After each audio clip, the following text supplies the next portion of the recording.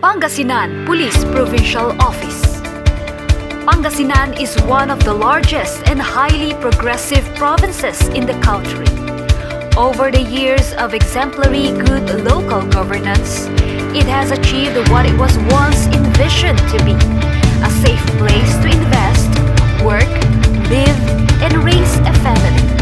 An ISO 9001-2008 certified province, it continues to provide its constituents more economic growth, world-class tourist destinations, and prestige attributed to the effective and efficient management of the provincial government.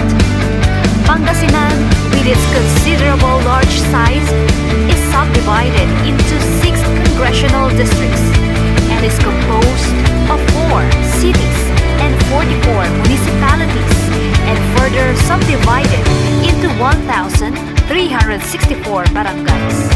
It has a sizable land mass of 536,818 hectares and with a total population of 3,400,726. To maintain peace and order and internal security in all areas down to the remote and island barangays of the province, promoting safety in all its constituents, the Pangasinan Police Provincial Office has a total strength of 2,461, composed of 111 PCOs, 2,350 PNCOs, and 213 NUPs, with a police-to-population ratio of 1:1,381.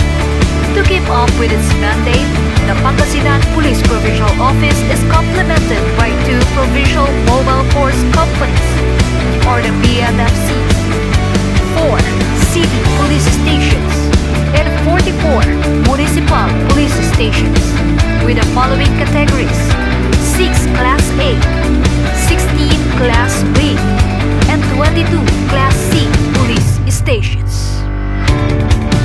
Through effective police-community relations, the citizens can learn about their roles in crime prevention and what to expect from the police. In the same way, the police can better understand the people they serve and execute strategies to better address peace and order issues.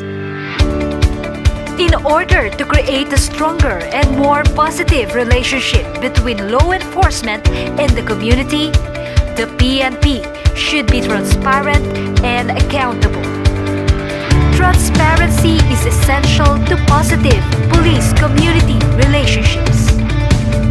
When a critical incident occurs, agencies should try to release as much information about it as possible, as soon as possible, so the community will not feel that information is being purposefully withheld from them. That is Pangasinan Police Provincial Office.